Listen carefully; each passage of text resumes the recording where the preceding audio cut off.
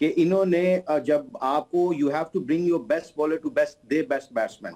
जब Harry Brooks बहुत अच्छा खेल रहा था तो आई थिंक मुझे उनके इंटेंट से पता चल रहा था कि they were under pressure against Usman Tariq. तो आपने उनको बहुत जल्दी एक्सपोज करना चाहिए था उनके सामने। और ऐसे होता है क्या कि आप ऐसे मैच तब भी जीत सकते हो जब आप विकेट लेने की कोशिश करते हो। इसमें आपको कई दफा mid of mid on tactical चीज है, ये मिड ऑफ मिड ऑन ऊपर रख के हैरी ब्रुक्स को कहते हैं कि okay if you want go over the head of fielders go for it. I think ऐसी लेराना कैप्टनसी जो होती है ना वो बहुत मैटर करती है। एंड आई थिंक जिस तरह डॉक्टर नुमान ने कहा है कि इब्रार का खेलना इनके खिलाफ बहुत जरूरी था क्योंकि they are not good against spinners. और आपने श्रीलंका के खिलाफ भी इनको देखा हुआ था कि ये जीत तो गए थे मगर बहुत श्रीलंका ने बैटिंग गंदी की थी इसलिए जीत गए थे, वरना इनकी बैटिंग स्पिन के खिलाफ मिडिल ऑर्डर में अच्छा नहीं खेल रही थी। इसलिए हैरी ब्रुक्स को आज उन्होंने नंबर 3 पे खेल दिया जो कि वो नंबर 5 पे खेल रहे थे ताकि he can go and play freely. So I think overall England की फील्डिंग बहुत गंदी थी, मैंने कभी ऐसा उनका स्टैंडर्ड नहीं देखा था। मगर पाकिस्तान फिर अगेन 3 विकेट लेने के बाद they should not let them go to win this game actually. मैं बिकॉज हम लोग इस वक्त कैप्टन के बारे में बात कर रहे हैं, डॉक्टर साहब एक कंपैरिजन तो मुझे जरा बताइए हमारे कप्तान का और उनके कप्तान का। मतलब दोनों एक ही नंबर के ऊपर बैटिंग करने आए लेकिन आपका कप्तान जो है अपने आप को वन डाउन ला के भी मुसलसल फेल हो रहे हैं। When it's time to actually perform against a big team आप फेल हो रहे हैं बार बार, लेकिन आप अपने आप को डिमोट करने के लिए तैयार नहीं है। बाबर आजम के हवाले से चले वो मैं दोबारा डिस्कस करता हूं, but give me a comparison between the two captains. Okay एक तो जो हैरी ब्रूक है ना is a generational talent across all formats. इसके 11 टेस्ट सेंचुरी हो गई हैं 23-24 टेस्ट में। तो एक तो ये चीज आप ज़हन में रखें कि एबिलिटी का और स्किल सेट का तो कंपैरिजन ही नहीं बनता। दूसरा Salman Ali Agha is not a T20 player, he was wrongly appointed as Pakistan captain. इनकी 11 में जगह नहीं बनती थी। लेटली आके जब श्रीलंका का टूर हुआ 1 out match against Australia at home इन्होंने थोड़े से कैमियो इनिंग्स खेली और फिर बाबर जब छोड़ के गया बिग बैश के लिए तो ये 3 पे आ गए। सलमान आगा ने इस वर्ल्ड कप में 12 की एवरेज से 5 इनिंग्स में 60 रन बनाए। So you can well imagine. दूसरा कैप्टनसी टैक्टिकली भी और स्ट्रेटेजिकली भी जो है वो बिल्कुल एक्सपोज हो गई इनकी। इंडिया के अगेंस्ट भी जहां पे इब्रार खेला तो उसको आप लेफ्ट हैंडर के अगेंस्ट जो है वो पावर प्ले में ही लेके आ गए। हर एक को पता है कि Ibrar left hander power play में उसको मुश्किल हो जाएगी। एंड देन ऑफ कोर्स मतलब he has failed miserably as captain और he doesn't deserve to be part of the T20 11 at least किसी भी नंबर पे, क्योंकि इन 3 नंबर पे इनको थोड़ा सा फायदा ये हो रहा था कि 2 फील्डर बाहर होते हैं तो इन्होंने वो जो कैमियोज खेली थी। बट जब बड़ी टीम में आई उन्होंने पकड़ लिया जब बड़ा टूर्नामेंट आया। सो आई पर्सनली फील के सलमान आगा को आपने पुश इन किया है। He is a fantastic test match cricketer, he is a brilliant one day cricketer but not T20 international cut for है ही नहीं। He is not cut for T20 unless and Mushtaq sahab ये doctor साहब जो है वो तो ठीक है उनकी क्रिकेटिंग एबिलिटी के ऊपर वो कमेंट कर रहे हैं। जारी बात है कप्तान अगर परफॉर्म ना कर रहा हो तो उसके कंधों पे बोझ जो है वो डबल हो जाता है। उसको लगता है जैसे वो रेत का बैग लेके हर जगह घूम रहा है। लेकिन मेरा एतराज तो एक्चुअली उनकी कैप्टनसी के ऊपर है, उनके डिसीजन मेकिंग एबिलिटी के ऊपर है। और एक और इंपॉर्टेंट बात जो एक्चुअली मैं पिछले 2-3 मैचेस से ऑब्जर्व कर रहा हूं, वो बहुत प्रेशर में आ जाते हैं। उनके चेहरे पे ये लगना शुरू हो जाता है कि जैसी कोई टेंस सिचुएशन, कोई प्रेशर सिचुएशन आती है, ही गेट्स वेरी टेंस। और अगर आपका कप्तान, मतलब जारी बात है आपने माशाल्लाह 92 का वर्ल्ड कप खेला हुआ है, आपका कप्तान अगर तगड़ा नहीं खड़ा हुआ, अगर वो उसके चेहरे की हवाइयां उड़ना शुरू हो जाएं तो जो बाकी 10 ग्राउंड में खड़े होते हैं वो कप्तान को देख के तो और डिमोटिवेट हो जाते हैं। स्पेशली हमारे जो पाकिस्तान और इंडिया और बांग्लादेश और श्रीलंका है ना, यहाँ के कप्तान का परफॉर्म करना बहुत जरूरी होता है बिकॉज ड्रेसिंग रूम को कंट्रोल करने के लिए योर परफॉर्मेंस बहुत इंपॉर्टेंट होती है। You know when you speak, इसलिए जो वो डिसीजन ले रहे थे फील्ड में वो दे वर नॉट कॉन्फिडेंट डिसीजंस, वो सर्वाइवल डिसीजन के थे कि जैसे कि लंबा गेम लेके चले, उसको ओवर करवा दें, कितने ओवर खत्म हो जाएंगे, हम 20 ओवर तक इनको पकड़ सकते हैं। You hoping for the best जब आप परफॉर्मेंस नहीं करते। तो आई थिंक ये बहुत एलिमेंट जो हम बात कर रहे हैं, ये आगा सलमान को क्योंकि कॉन्फिडेंस बिल्कुल नहीं था। जैसे डॉक्टर नुमान ने कहा कि 5-6 मैचों में 50 रन किए हुए हैं, तो इट स्पीक्स इटसेल्फ बेसिकली। तो आई थिंक मुझे जो लगा पाकिस्तान की जो हमने जो गेम खेली है ना, आज जीतना चाहिए था। इंग्लैंड की team, this team you can beat them. जिस तरह हमारे स्पिनर थे, अबरार का खेलना जरूरी था, फिर आपको टैक्टिकल गेम खेलना जरूरी था कि वो बैकफुट पे घुसे हुए थे, कोई इन्होंने शॉर्ट लेग नहीं ली, कोई सिली पॉइंट नहीं लिया, कोई मिडॉन को ऊपर नहीं बुलाया, पॉइंट को ऊपर बुलाते ताकि उनके ऊपर प्रेशर बिल्डअप करते। आपको पता है कितने उन्होंने डबल्स लिए हैं। तो हैविंग सेड दैट कि जो आपने सलमान आगा की बात की, जब आपका कप्तान कॉन्फिडेंट नहीं ना होता तो वो जो ड्रेसर रूम से जब आप बाहर निकलते हो, जब आप when you talk to the guys, जैसे क्रिकेटर बता रहा हूँ, तो आपको गट फीलिंग आना शुरू हो जाती है कि ये क्या कह रहा है, वो आपके लफ्जों में पावर नहीं रहती, आपको वो आपके वो जो अल्फाज होते हैं वो doesn't go to into your heart basically as a cricketer, as a team. So I think ये मुश्ताक साहब, मैं इसमें एक और बात, क्योंकि जाहिर बात है आप प्लेयर पॉलिटिक्स को भी बड़ी अच्छी तरह जानते हैं।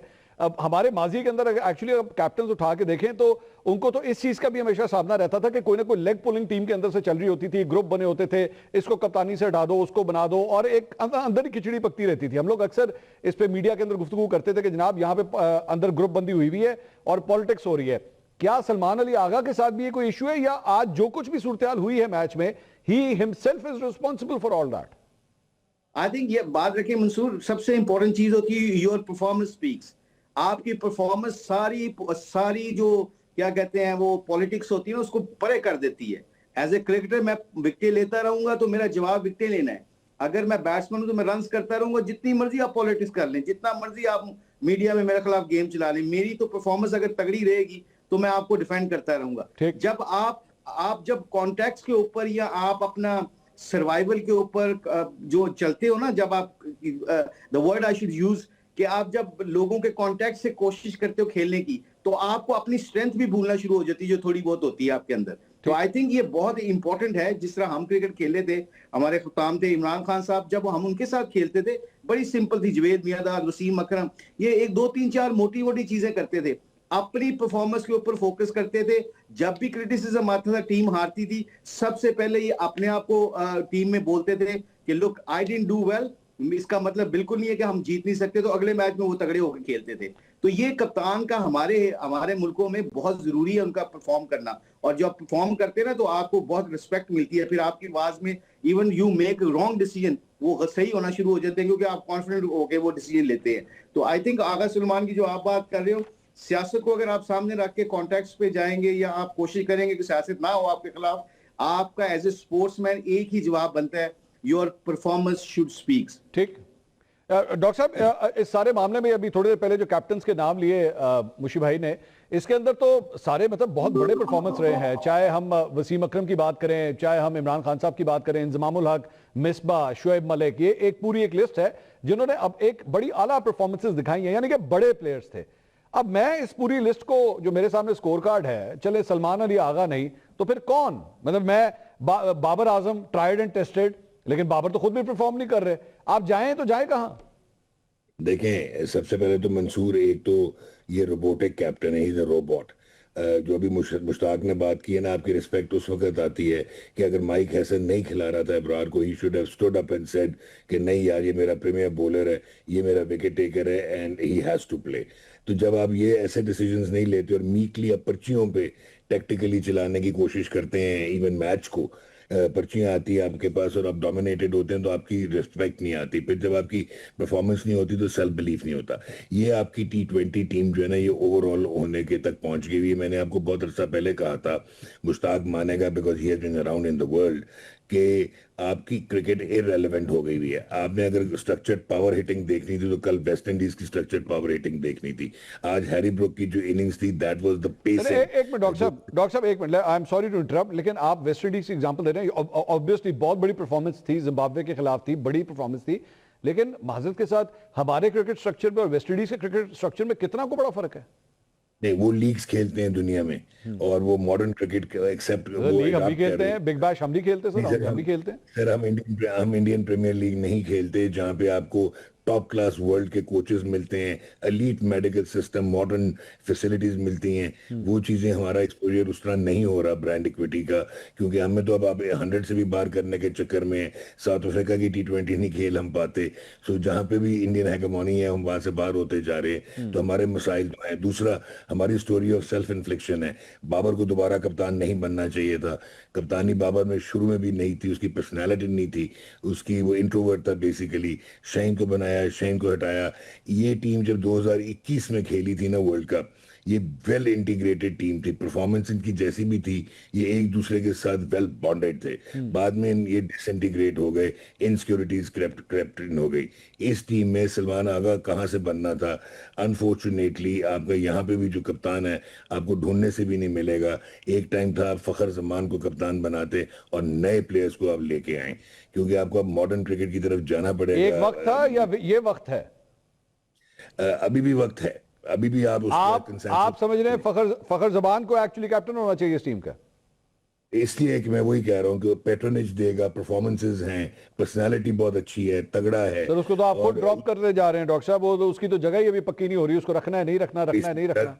I think Mansoor, I totally agree with you. I'm sorry to jump in. I think we going back again.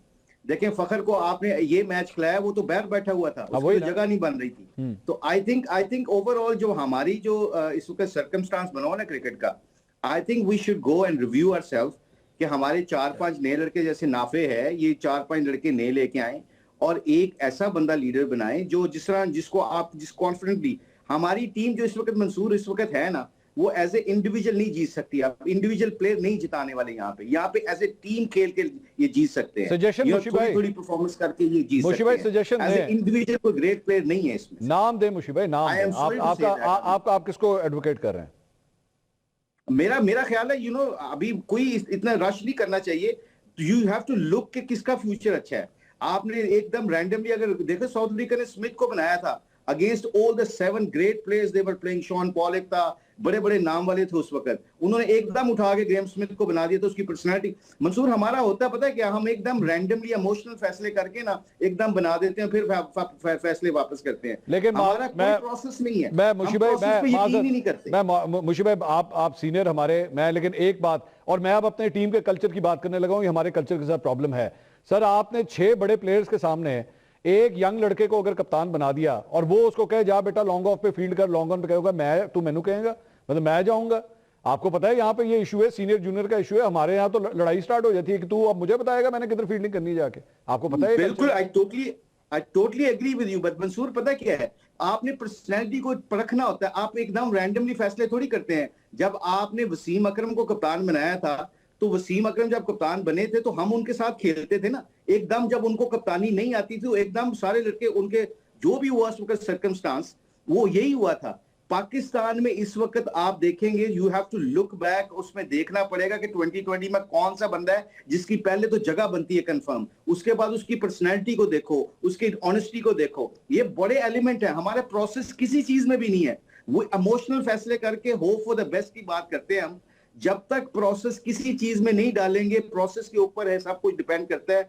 हमारे यहाँ किसी सिस्टम में भी प्रोसेस नहीं है। मुशी भाई आपका कप्तान कौन है? चले मैं इस तरह पूछ लेता हूं, आप बताइए कौन कप्तान होना चाहिए? अगर सलमान अली आगा नहीं, या वही होने चाहिए? Give me a name. See, like at the moment, to be honest, I haven't think about it. But अगर मैं गौर से देखूं, अगर मैं पूरे कंसंट्रेशन लेवल से देखूं कि कौन इस वक्त बंदा परफॉर्म कर रहा है, कौन इस तरह अच्छा जा रहा है, तो आपने if you look back in 2020 cricket में, तो अगर आपने देखना है तो साहबजादा फरहान आपका कंसिस्टेंट परफॉर्मर है और वो डोमेस्टिक क्रिकेट में कप्तानी भी कर रहा है। आपकी कप्तानी वो डोमेस्टिक क्रिकेट में 2 लीगों में मैंने उसको कप्तानी करते हुए देखा। But having said that, I don't know him very much, but उसकी परफॉर्मेंस कंसिस्टेंट है। आप कंसिस्टेंट बंदे को रखेंगे। आप हैविंग सेड दैट, ये तो पूरा प्रोसेस के अंदर आपने डालना है, पूरा किस बंदे को ढूंढना पड़ेगा आपको। ठीक है, चले, ये मेरे ख्याल में हम बहुत ज्यादा ही अगर ये टॉपिक डिस्कस कर लिया तो ये भी एक एतराज आ सकता है कि भाई अभी वर्ल्ड कप हो रहा है, आप कप्तानी चेंज करने की बातें कर रहे हैं। लेकिन let's shift our focus a bit and I want to talk about Babar Azam now, क्योंकि ऑब्वियसली अगर हम सीनियर प्लेयर्स की बात कर रहे हैं, बाबर के ऊपर एक बहुत बड़ा इल्जाम डॉक्टर साहब ये लगता है कि जब पाकिस्तान को जरूरत होती है, बड़ा मैच होता है जहां पे एक सीनियर के, एक लेजेंड को परफॉर्म करने की जरूरत है, और ऑब्वियसली एक वो जो फेमस कंपैरिजन है विराट कोहली के साथ, वो इसी चीज का एक डिफरेंस पैदा करता है कि जनाब बड़े मैच में बाबर परफॉर्म नहीं करते। आज भी बड़ा मैच था, बाबर की परफॉर्मेंस जो है वही रन बॉल के हिसाब से थी तकरीबन।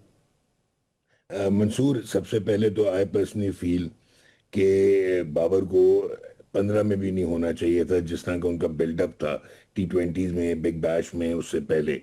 फिर आपने जब इनका टेम्पलेट चेंज करवाने की कोशिश की, ये पहले ओपन जब करते थे तो वो मुख्तलिफ टेम्पलेट से खेलते थे। आपने वो जब आपने कहा कि नहीं we have to be progressive, तो आपने इनको नंबर 3 देते यहाँ, तो 3 भी नहीं दिया, आप 4 पे ले गए। फिर आपका जो कोच है ड्यूरिंग द टूर्नामेंट वो प्रेशर में कहता है कि जी बाबर की आईसीसी टूर्नामेंट्स में as an opener strike rate 100 से कम है और 10 ओवर के बाद उसकी जगह नहीं बनती, तो क्या आप उसको 4 ओवर के लिए खिला रहे थे? सो आई पर्सनली फील कि बाबर इस वक्त काफी इररिलेवेंट है T20 क्रिकेट के साथ।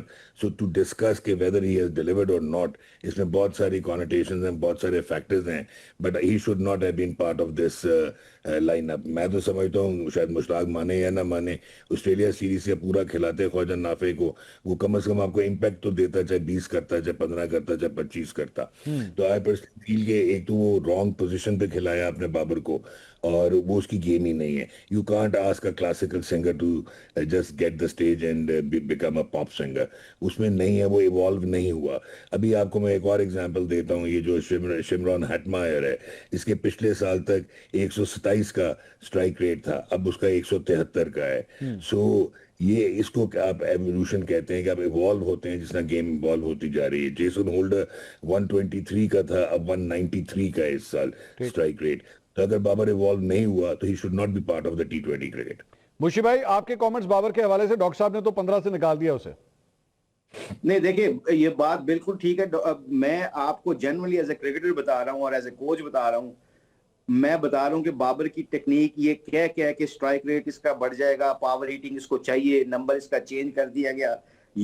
I am worried about him कि 50 ओवर में और टेस्ट क्रिकेट में इसको बहुत देखे। कवर ड्राइव आप बाबर से लग ही नहीं रही।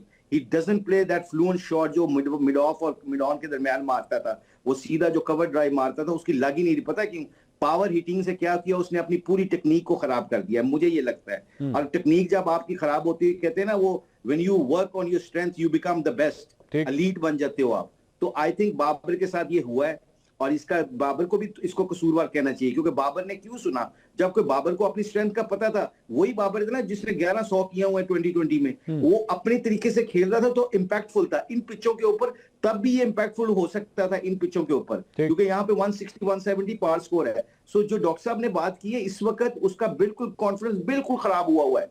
उसको लेंथ पिक ही नहीं हो रही कि अगला बॉल क्या, अगले खेलना है, पीछे खेलना है। मैं बिल्कुल कॉन्फिडेंस के साथ ये बात बता रहा हूँ कि जब स्पिनर पे खेल रहा था, आज आदिल रशीद के खिलाफ खेल रहा था, तो मुझे डर था कि किसी वक्त भी आउट हो जाएगा। उसकी वजह कि उसको टेक्निक उसकी खराब हो गई चौका चक्का मारने के चक्कर में।